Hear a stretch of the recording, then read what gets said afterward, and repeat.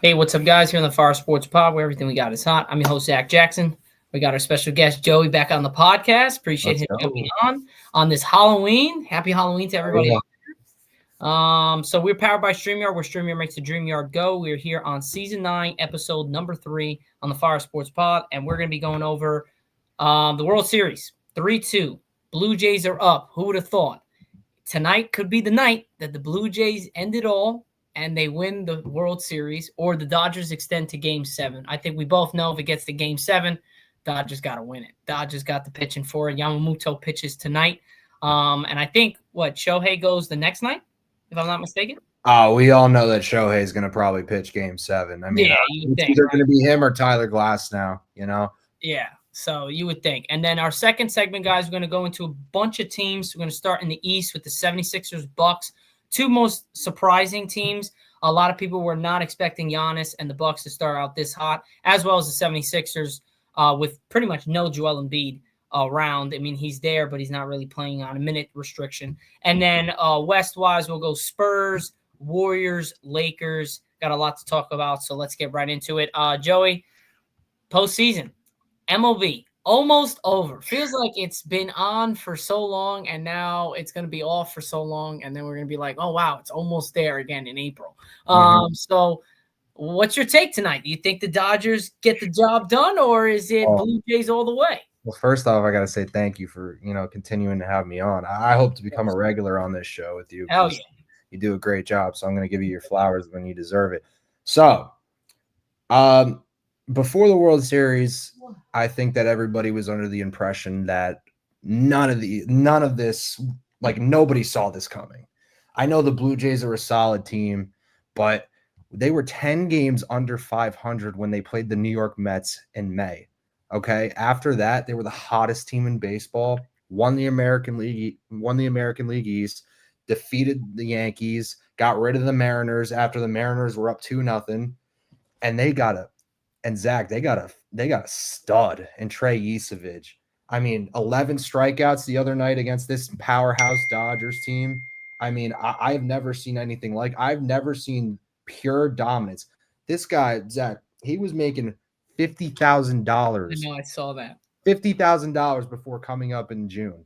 Okay, so that just speaks of the hard work that this guy had, and he outplayed Blake Snell, and he shut down that entire Dodgers lineup. I mean, it was incredible. The guy couldn't throw a ball. I mean, in a league where pitchers struggle to throw strikes nowadays, dude, everything was a strike. And his splitter was the best pitch that he had, and it was on all night, Zach. It was incredible to watch. Incredible. But for me, I actually going to go and switch it. Blake Snell, everyone was talking so much shit that he's so good, he's so this. He fooled everybody. I'm sorry, he fooled everybody. He's not that good. I can't. When the Yankees were looking to get him and I saw the money that he was asking, I was like, you know what? This is a Dodger move. Let's have them pick him up. And everyone was like, oh, he had a great year. But what matters, like everyone says, it's the postseason. And when it mattered most, Game 5, he didn't show up. He got back-to-back home runs in the first time in World Series history. When you make that type of history, that's a problem. So I think for Blake Snell, I mean, I think the reputation that he gets is kind of a little bit all over the place. He's one of the most inconsistent pitchers that I've personally seen in the last 10 years, but he's also one of the most difficult pitchers to cover. I mean, I don't think that Blake Snell really established himself until he originally played the Dodgers in the World Series during the COVID era when he was lights out that entire postseason. I think he had close to like 75 close to 100 strikeouts in that postseason alone, and they didn't even play with fans. So the facts is that Blake Snell coming over to the Dodgers, we expected this guy to be one of the top 2 guys in that rotation. Little be told, I mean, the Dodgers have 5 aces. Five in their starting lineup. Tyler Glasnow, Shohei Ohtani, Blake Snell. I mean, just to name a few. I mean, they've got a lights out bullpen, but they're being outmatched by the Toronto Blue Jays. The Toronto Blue Jays are coming into LA saying, "Hey man, listen, north of the border, we're coming to your crib and we're going to take that title away from you." And this Toronto Blue Jays team, and it seems like wherever George Springer goes, he just inflicts winning on teams. I mean, for the Astros winning 3 World Series and then coming over to the Blue Jays healthy in the postseason. I know he's hurt right now, but guys like Bo Bichette and Vladimir Guerrero, if they find a way to win this series tonight, unanimous MVP. 1,000%. It's not even Unanimous MVP. not even close. The stuff that Vladimir Guerrero, we all thought that was going to get traded before the season because we didn't think Toronto was going to be good. We did not think Toronto was going to be good. I thought they were going to trade him to the Yankees. There was reports that he was coming there, or the Dodgers. Like, oh my God. Like, oh God. Of course. Like they would pick him up. But we had a question in the chat. Made a statement. This will be the most pressure Yamamoto has faced in his career. And then I think the Dodgers pitchers won't handle the adversity tonight facing the Blue Jays that are 1 win away. What? Who said that? E. All right. You mind if I respond to that? No, you're good. I think the biggest thing with the Dodgers to win tonight is Yamamoto needs to pitch around Vladimir Guerrero. I think that Blue Jays team is one of the best contact hitting teams. They barely strike out. I think Yamamoto is going to do just fine tonight. I have a feeling that this game is going 7 games. This series is going 7 games. I think that the Dodgers, to be honest, the pressure is on the Toronto Blue Jays. They have to win tonight, in my opinion. I think tonight is the biggest game in franchise history. I think that they have to close it out, and they have to find a way because, going to game 7, facing the undisputed greatest player of all time, no debate at all. Babe Ruth, you've been passed over. Shohei Ohtani is the GOAT. And if Ohtani outduels and outplays that whole entire Toronto Blue Jays team, the Dodgers are gonna go back to back, Zach. Yeah. They might go back to back next year too. I mean, Yamamoto has been lights out. He's been better than Ohtani on the mound in this postseason. So, I think the key tonight is you got to take advantage on the early counts. Yeah. We were told never to swing at an 0-0 curveball. That's a rule. Never swing at an 0-0 curveball. I think that this Toronto Blue Jays team, who's been super aggressive on the base paths, they need to be aggressive tonight. Play the small ball, bunts, sacrifice situations, take the easy runs, take the easy plays, advance the runner to second, get the runner over. That's how you win. Yeah, and I also think that there's not going to be a lot of big plays. I think it's going to be a lot of contact hitting for the Blue Jays. If they're going to want to win this game against Yamamoto, they're going to have to get guys, like you said, runners in scoring position and capitalize with runners in scoring position. A lot of teams in the MLB can't do that anymore. They rely too much on the big hitting home runs. And to be honest, Toronto was one of those. But as the series have gone on, this playoffs, they have really been able to hit with runners in scoring position. But they always have traffic on the bases, something that the Yankees lack, something that Boston lacked, something that the Reds, the Padres, even the Brewers lacked. They lacked consistent. Even the Mets, you can throw the Mets on there too. They lacked consistent hitting with runners in scoring position, not just always hitting the long ball, also just hitting those base hits to get 1 or 2 runs in. The easy way, to be honest, for me, the easy way is hitting a single. The hard thing is hitting a home run because of just how good the pitching is nowadays. Well, Ohtani makes it easy, and so does Freddie Freeman. I mean, I've never seen hitters make it so simply, like, well done. The contact coming from the bats, it's unbelievable. And Freddie Freeman, I think, is the most underrated player in the history of baseball. I mean, I don't think Freddie Freeman gets enough love. He's a monster. I honestly, watching him play for the first 10 years of his career in Atlanta, terrorizing the New York Mets, you would think I'd hate Freddie Freeman like that. I appreciate the greatness from Freddie Freeman because that man is just smooth with the glove. He makes every pick at first base just seem so easy. Tommy Edman, the one where the Blue Jays had a man on second and third in that 18 innings, and he scooped a terrible, one of the worst like relays to first I've ever seen with like a toss. It was in the dirt, scooped it up, got the thing out. They moved to the 18th inning, and then Freddie Freeman hit the home run. Yeah. So like he got that catch, and then later on smacked the solo home run in the bottom of the 18th to win it all. So like that just shows you like no matter what, even at his age, he can still get the job done on both ends of the field. Very similar. Zach, he's a first ballot Hall of Famer. Oh, it's not even close. If anyone has a problem with that, they have problems themselves. Freddie Freeman, without a doubt. I mean, he would be a first ballot Hall of Famer just based off the 10 years he was with Atlanta. Oh, absolutely. Like that. Absolutely. Forget what he's done with the Dodgers. Like that just puts him on a better perspective. One more thing about the Dodgers before we move on. I just want to get this out. If hypothetically, if Dave Roberts, if the Dodgers win tonight, or how about this? Since we think that Ohtani is going to start Game 7, they got to win tonight. Do they throw Ohtani for 1 or 2 innings tonight if they're down? Because Ohtani the other night, 6 innings, 6 hits, 4 runs, 4 walks, gave up a home run, and had 6 strikeouts. I mean, he kind of got roughed up by the Jays. Yeah, he got pretty messed up there. See, so do they throw Ohtani if they have that certain circumstance in the game tonight? But then who would you throw for Game 7? But I'm going to say, I'll answer you this right now. Think Dave Roberts throws him in for this game to push a Game 7. They start Glasnow for the Game 7 because then that's just too much. I think that's too much. You got to make sure he's good for the DH spot. And to be honest, even though you were talking about him pitching, this is the last thing I'll say. I think he's going to make his moment with his bat. He's already done. I agree. He's done his stuff with the pitching.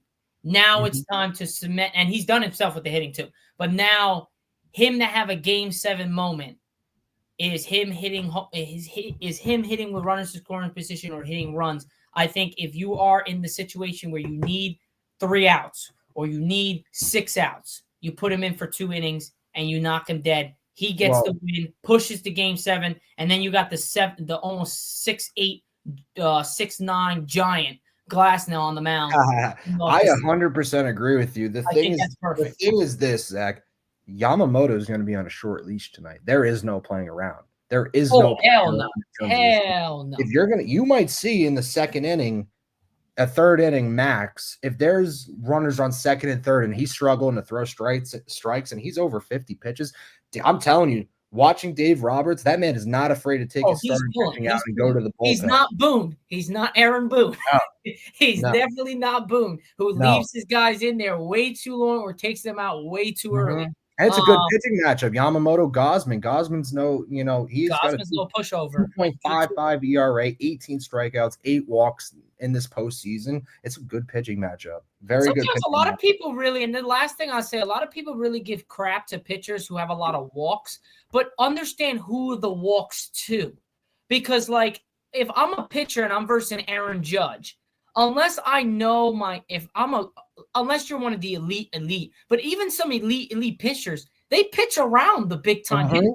So, like, you got to look at exactly who they're pitching to on walks and stuff like that. Because if you're versus Vlad, if you're versus Mookie, if you're versus Freddie Freeman, you're going to try to pitch around those guys. You're not going to try to pitch at them because they can hit you and destroy you with one swing of the bat. So what people are saying about walks and stuff, sometimes it's strategic, and people actually got to look at who they're walking, not just, he had 8 walks. You know what I mean? Yeah, so I hear you. I think people really have a problem with that. But nonetheless, I'm taking the Dodgers tonight. Joey, what's your pick? And then we'll move on. Yamamoto's got to throw strikes, which I'm fully expecting. I think it's going to be pure dominance tonight, and I'm not trying to be biased towards the Dodgers, but I think pure dominance from Yamamoto has been absolutely fantastic this season. I can see something of an 8 innings, 1 hit, 10 strikeouts, force a Game 7, put the pressure against the Blue Jays, and force a Game 7. I'm saying forcing Game 7. I'm going Dodgers. I'm forcing Game 7 as well. I agree. All right. So now we're moving on to the NBA. We're about 15 minutes into the show. And we're gonna start with the Western let's start with the Western Go Conference. for it. All right. Look at this standings. You got the Thunder at 6-0. We kind of figured they were the back-to-back champs. Defending champs. They're looking to go back-to-back. They're one of the best teams in the NBA. I figured they were going to be. Who cares about the Thunder? It's the team right below them. The Spurs. The San Antonio Spurs. With no Greg Popovich, no Tim Duncan, no Tony Parker, no Manu Ginobili. The list goes on and on. No Kawhi Leonard, no Danny Green. Like, you can keep going. They got Victor Wembanyama, De'Aaron Fox, who's not playing, Dylan Harper, Castle, and plenty more. And they are 5-0, second behind the Thunder. They're the first time in their history. They have one of the best histories in sports. They have the best winning percentage of all the teams in NBA history, and they have never started a season 5-0. They did it this year, and they're probably the youngest team in the NBA by far.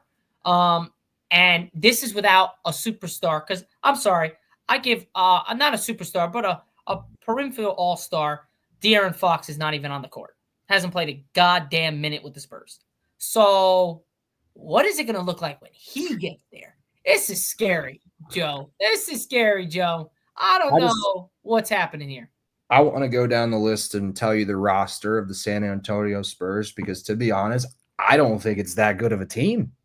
I mean, let me rephrase that. I don't think it's a wow team of, players. I mean, the only other than Wembanyama, Steven Castle, he's solid.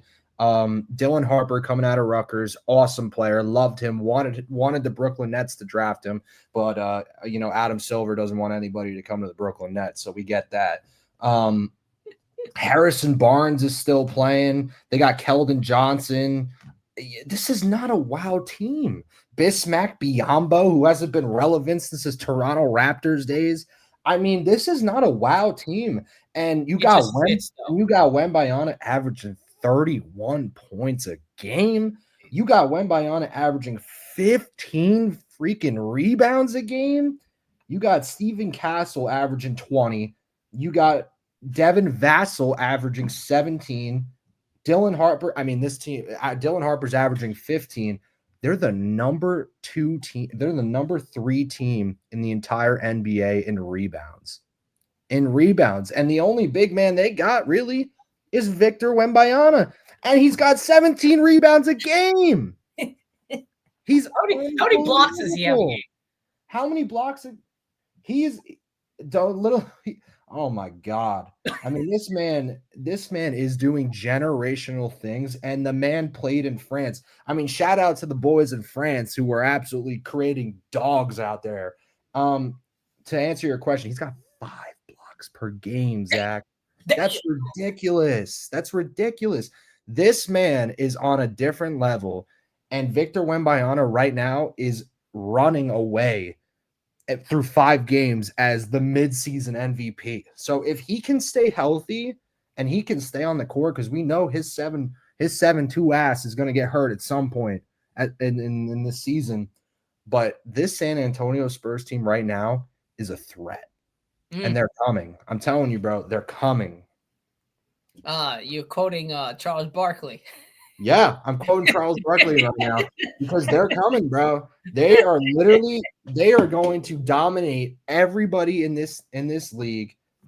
But the Oklahoma City Thunder, the defending champs, MVP candidate Shai Gilgeous-Alexander, that team is also something to behold, man. They're unbelievable. That's why I didn't even want to speak, because they're on a whole different stratosphere. But they have a perfect team as well. For me, the Spurs, I think it works really well. Everyone complements each other, and I think that's what makes it really good. But if I'm being honest, I'm going to go on a limb here, and this might be a hot take. Oh, boy. Here we go. Fire away. Spurs, Fire Sports Pod, baby. Spurs make it to the Western Conference Finals. In a loaded West, I can see it. I'm not disagreeing with you. I think that this Okay. Western Conference is getting worse. I truly think so. I mean, if LeBron James decides to show up to work, the Lakers are going to be a threat. The Golden State Warriors, as long as the greatest shooter in the history of, sports plays a full season, I mean, He's looking freaking good that too. Warriors team is going to be absolutely, out of the they're going to blow everybody out of the water. The Denver Nuggets, can Jokic stay healthy? Can they still play a good defense? Can they still play good defense? Jamal Murray, he's got to stay healthy.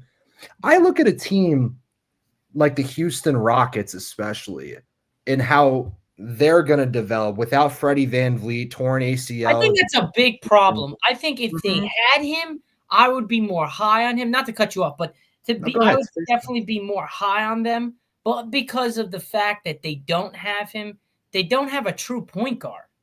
And I'm sorry that really hurts, especially with a team with Kevin Durant. And I think that's why they had him sign a 2-year, $90-something million deal. I want to see this team really next year. Like this year will show, like, if the guys here, but you bring Freddie into this game, into this team. Now you're talking Freddie's the one.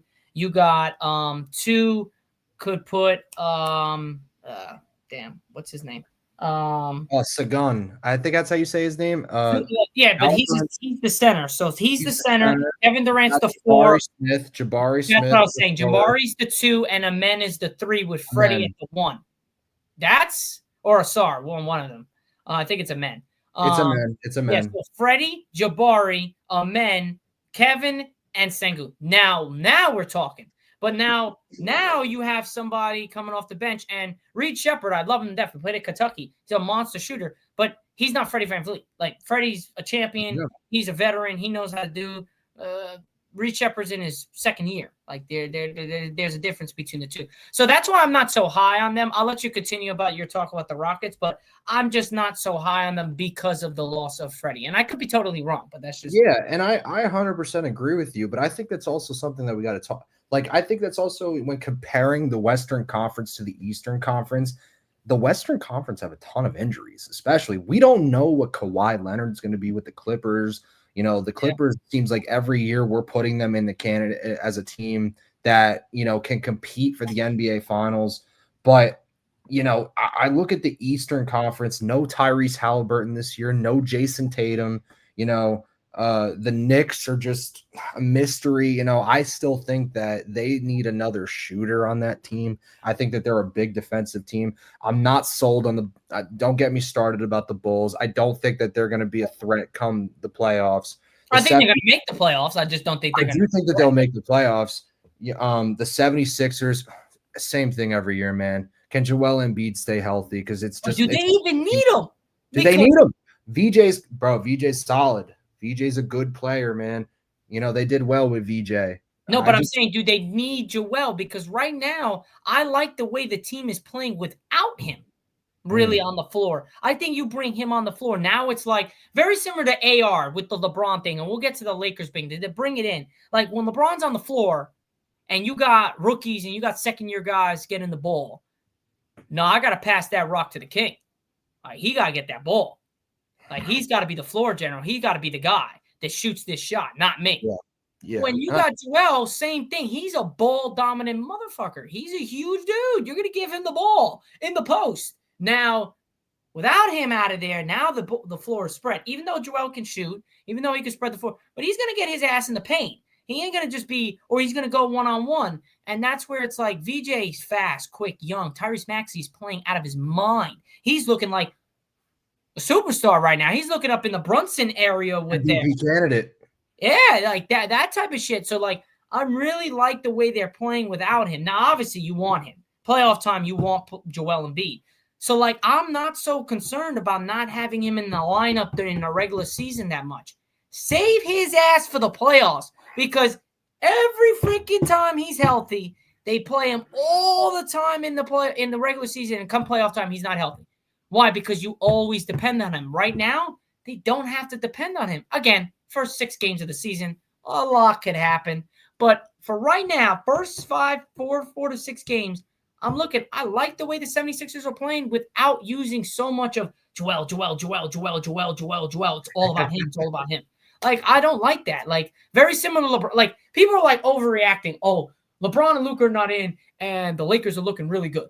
That's good. Let them get their confidence now. I don't want to hear, oh, because LeBron's not there. Oh, that's why these guys are going. AR has showed that he can do the same thing with LeBron on the floor and without LeBron on the floor, with Luka on the floor, without Luka on the floor, with both of them on the floor and without.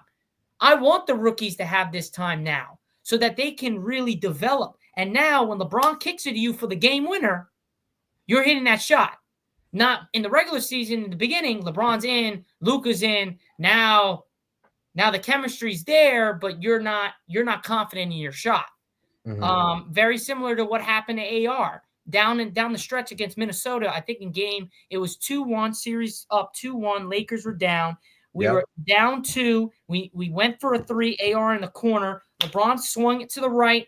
Perfect, nice shot. But if you looked at the shot, just saw it today. It's funny how I saw it because it went over Reeves' game winners. He's had 9 attempts and he's 7 for 9 in game-winning shots or game-tying shots in the last 30 seconds or less in the fourth quarter and overtime in his career. Remarkable. It's remarkable. So, but that one shot that he missed, he's missed 2. That one shot was there, and then he missed one against Milwaukee 2 years ago. That shot there, if you re-looked at it, when he caught the ball, he was in motion. He hesitated because he thought LeBron wanted it back. Because if he was able to swing it, LeBron was open. Mm-hmm. But because shot clock's running down, I'm sorry. I love LeBron to death. Reeves is a better shooter. We're taking Reeves hitting that corner shot right there. I think he's wide open. So I'm cool with Reeves taking that shot. But why hesitate? Absolutely. Because the king is right there. And do I pass it? Do I shoot this? Do I pass? Do I shoot? He shot it, but he hesitated, and it looked like he hitched it, and that's why I missed. It looked like it almost went in too. But that's what I'm saying. Like, I want them to get the confidence now. So come playoff time, I could swing that shit to Rivera in the corner, and he can lace that thing.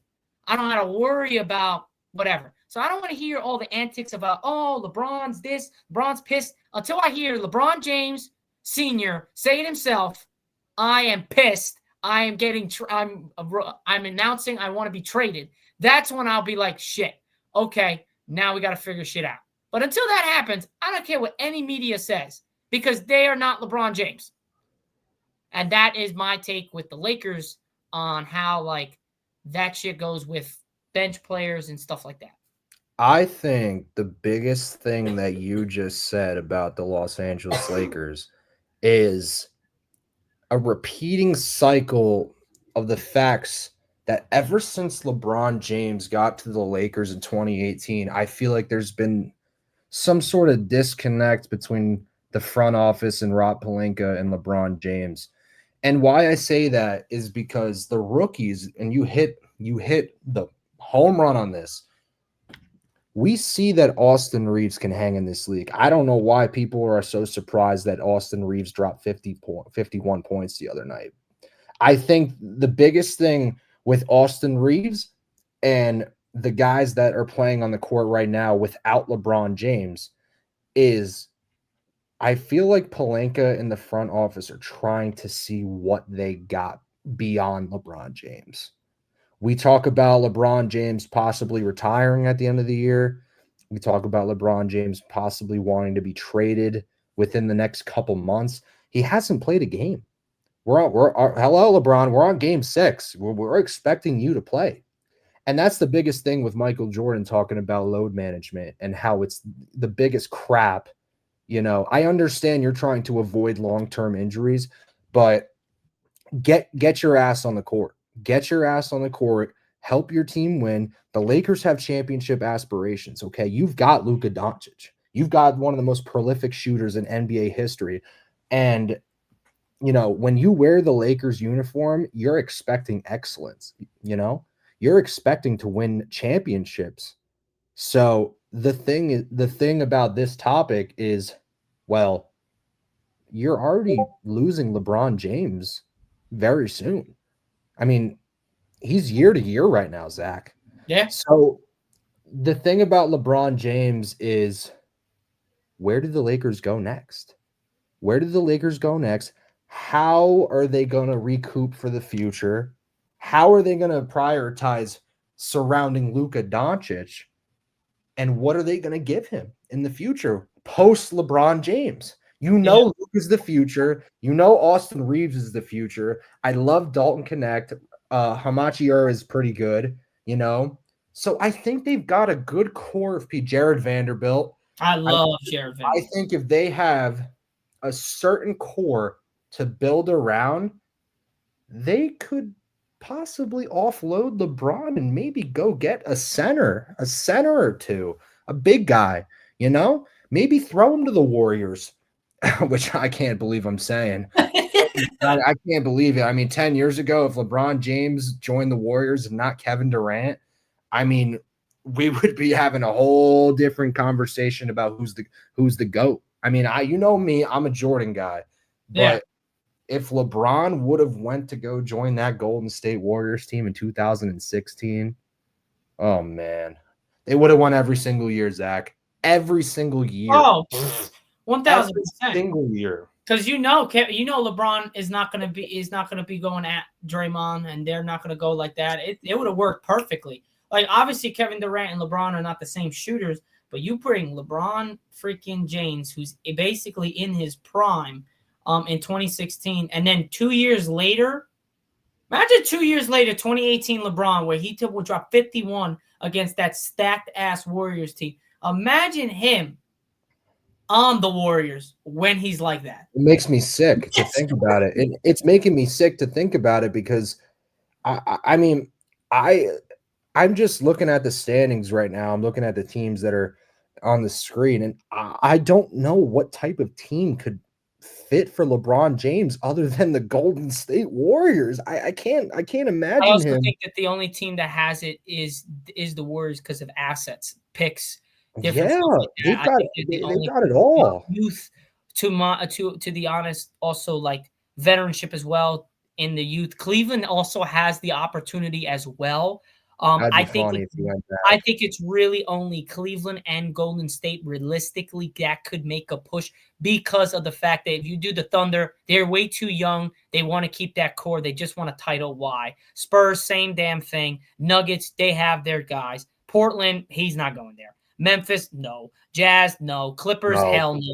Rockets, no. They already got Kevin. Timberwolves, hell no. They're not moving. Dallas, no. They have their shit. he was Dallas, rumored to go to Dallas a few there years was a ago. rumor. That's what I was about to pause. There was a rumor. I don't think it would work. I don't think it would work because that means you would have to off Cooper Flag to the Lakers because you would then have to keep Kyrie and Davis with LeBron. You would have to offload him, Cooper Flag, pick, and then PJ Washington and somebody else. Like you would have to offload a lot and for that. So I don't think they'll do that. Suns, fuck no. Kings, hell no. Pelicans, absolutely not. And then in the East, I really think if we do go to the East, because I gotta just move it over. I mean, If if you're talking about the East, then I mean, the only team that I can imagine, I'm gonna say it, and I know you're probably gonna think about what I'm about to say. oh god, The New York Knicks. That's the only I team don't that I think can see that can offer the Lakers everything that they want. What about I mean, Cleveland? Cleveland's got everybody. They got Garland. They got Mobley. They got a lot of stuff. Like you can sacrifice. You keep Donovan Mitchell with LeBron James. You have Lonzo Ball, and then you ship off Garland and for 2 Mobley. years of LeBron for a year-to-year LeBron James, I think if it's smarter for the Knicks because But who would honestly, you give up for the Knicks? I mean, not to go into some trade shit, but like who would you give up for the Knicks? Like I would trade Mikal Bridges in a heartbeat for LeBron. I would send him. yeah, but I they're would not. send The draft Lakers are just picks. not gonna get just Mikal and then draft picks and then send LeBron. Fuck no. No, I'm saying Mikal Bridges would definitely is the starting point. I don't think that Cat could get the deal done just because of LeBron James's age. I think if the Lakers are going to go after, or they do a swap of LeBron for Cat, you got Cat for the next 4 years, and you got LeBron for the next year and a half, probably. Now, Cat and Luca would be interesting because they could really play, but I don't know. I'm more on the fence of there's only two, and I like that. That's actually not bad. I didn't even think about it in that sense. But to be honest, I'm more on the sense of I think there's only 2 teams. And because I don't think he's going to jump ship and go to New York somewhere completely different that he doesn't have a house by, he doesn't have family, he doesn't have anything. Cleveland, he's connected with his hometown. He works out there in the summer. He golfs there. He does everything over there. And then in LA, you don't got to move. You got to just drive. You got to drive an hour. He jumps up in his Ferrari, or he goes and has somebody drive him in a Rolls Royce or whatever he's got in that mansion. Like, yeah, exactly. Like he don't got to go anywhere. He's still in LA. Like that would probably, those 2 are the only teams that make sense for his life after basketball. That's what I'm saying. Because why would you just jump ship? Obviously, he's a billionaire. He's got money. But like, he ain't going to just jump ship and put a penthouse in New York or go live in New Jersey. He could take Aaron Rodgers' mansion in Montclair State where we go. Come on now. That is true. That is true. But I don't think he's going to do that. I just don't think it doesn't. I think we're getting a little crazy. We're getting a little over ourselves. I just want to see. I want to see what happens. But for me, as a Lakers fan, and just take the fan side out of it, as a basketball coach, as a basketball fanatic, I love to see rookies and first and second year guys really get the confidence when you don't have the superstars in, because that's just truly makes you a good player. When you can have confidence when your stars are not there. You can always have confidence when stars are there because you know you're going to get the ball. You know you're going to get the ball passed to. You're going to make good decisions because you have that safety blanket. But when you're not playing with your big stars, it's up to you. I know I'm butchering his name, but the kid that 2 nights ago that had 27 and went 10 of 11 shooting from the field and missed literally 1 3-pointer, he could have stunk the bed. He could have shit the bed. But he did not. He came in there and lighted up. 27, 28, and 16 from AR. Collectively, they won the game together. So, like, that's what I'm saying. But for a narrative to say that Austin Reeves can't play like this with LeBron and Luka on the floor is bullshit because he did it last year. Like, I get – and, again, you got Gilbert Arenas. You got all these guys on these big podcasts that have been in the NBA and whatever the case is. And you got them talking all this crap that, LeBron and Luka not being on the floor is a bad thing. I don't want to hear it. I don't want to hear that. That's a good thing. That gives I don't want to hear it.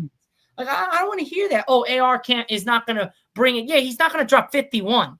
But the fact that we know that there's a monster in that white man's body that can literally light it up from anywhere on the floor, that's a good thing. That's a problem because guess what? I like how LeBron said it in his podcast. You got me. You got Luka.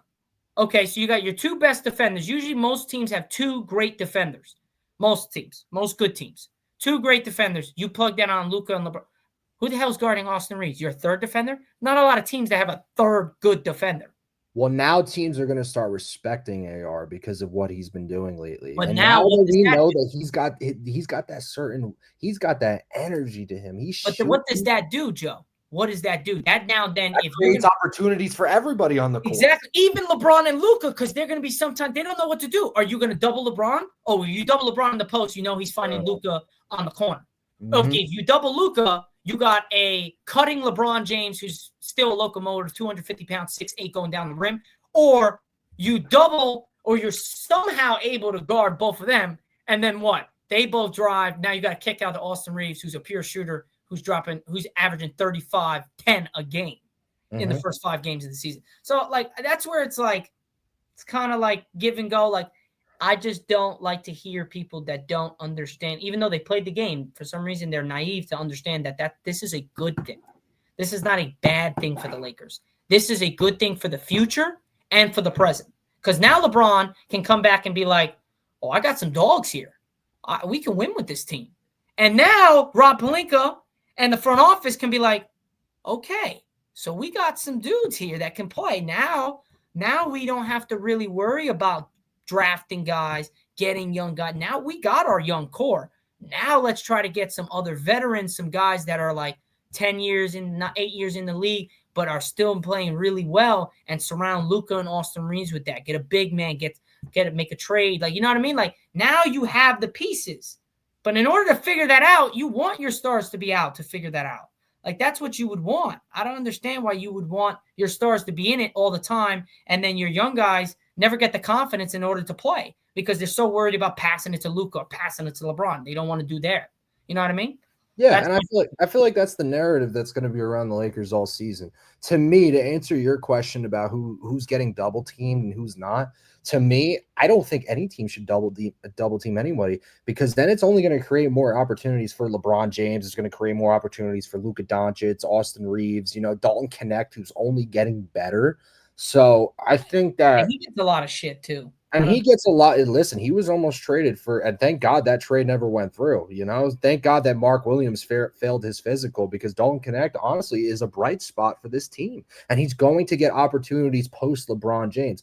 The thing about LeBron James and this Lakers team is, I think the downfall of especially his mindset with this Lakers team, because let's be honest, LeBron definitely lost all hope after they've had 3 coaches in the last 5 years, especially. Where's the direction that this Lakers team's going? You got your kid with you at work, at practice, on the court all the time now. You got your boy awesome. with you, I do love that. I love that too. And listen, the Griffeys did it. There's no shame in that. I don't know why, but the narrative around this, LeBron James put Bronny in that situation because a tweet came out. He tweeted 2 years ago saying that Bronny was going to be better than every NBA prospect in that draft. He got drafted 54th overall for a reason. Yeah, I know he had that health scare a couple years ago, but when you give someone that high of praise, we expect greatness. We expect greatness out of Bronny, and Bronny is only going to get better. And I'm a big fan of Bronny because of the amount of shit that he gets. He can play, but he needs an opportunity. And I do think, and listen, I do think that if I'm the Lakers, I continue the development of Bronny James. I let him play in the G League, let him get better, and then see if he's got a role post LeBron James. When LeBron James leaves, his father, then possibly can Bronny ascend and take his game to the next level as he gets older. But that's just hypothetically. Yeah. Hypothetically, if he gets that sort of opportunity. Exactly. All right. Well, solid. I think both of us had made our good picks and whatever. A brief thing. Warriors, Sixers. Are we kind of like especially for the Sixers, Bucks? Like, are we like looking like, okay, these guys can really do something, or is it more of just like first 5 games we got to see, because they're kind of coming out of the door, like especially the 76ers, Bucks, the Spurs. I know we talked earlier about them, but like, are these teams out of the gate that are 4-0, 4-0, 4-1, 5-0, 5-0? Like, are they for real, or are these guys kind of Mickey Mouse? I think it's time to have I think if I'm the 76ers, I think it's time to have a conversation about Joel Embiid. I think it's time to have a conversation about where the future of your team is going. Embiid is going to require a lot of draft picks. He's going to require a lot of players in return just because of how great he is. Bro, he has played 500 games. He's missed 500 games. So that's, do the math. Out of 1,000 games, he's missed 500 games. You can't count on the guy to play. You can't count on the guy to stay healthy. He's only getting older, Zach. Yeah. You have to consider offloading. And honestly, Tyrese, stud. VJ, Edgecombe, stud. Okay? You've got 2 guys that you can build a core around. You can build a team around these guys. So, and we're even forgetting Paul George too. He's got to go too. And Paul George. Okay, but I'm not the biggest Paul George fan. I truly think that, coming over from the Clippers, I think that they wasted $200 million on a guy like Paul George. But I think that especially with the Bucks, Giannis, keeping Giannis happy. There's no Damian Lillard this year there. So, they're 4-1, but are they truly a contender? I'm not worried about the Miami Heat. The Cleveland Cavaliers are a very good defensive team. The Detroit Pistons, they're on the brink of figuring it out. They made the playoffs last year, got eliminated by the Knicks, but there's not really a lot of no Tyrese Halliburton this year either for the Pacers. This Eastern Conference is wide open. Wide open. Truly. I truly believe, and maybe the Hornets could the Hornets figure it out finally? Brandon Miller, LaMelo Ball, these are guys, yeah, him too. You got guys that I like the Hornets. I do. they got a young team, and they're going to be a good team once they figure they figure their shit out, Zach. Yeah, no, definitely. So we got an interesting NBA season on our hands, Joey. We definitely do have an interesting season, and Yeah. we'll see in the coming weeks on how well some of these teams are. NBA Cup, if you guys don't know, the NBA Cup qualifying opening rounds start this week. Actually starts tonight. So stay tuned for that. We got some good games. If you guys haven't done so already, check out my TikTok. I've done all my picks for tonight's games. And we'll see you guys all for Recap Monday on Season 9, Episode number 4. Again, Joey, appreciate you coming on. And thanks for taking your time out of your Halloween. And happy Halloween to everybody out there. And we'll see you guys all on Monday. Happy Halloween, guys.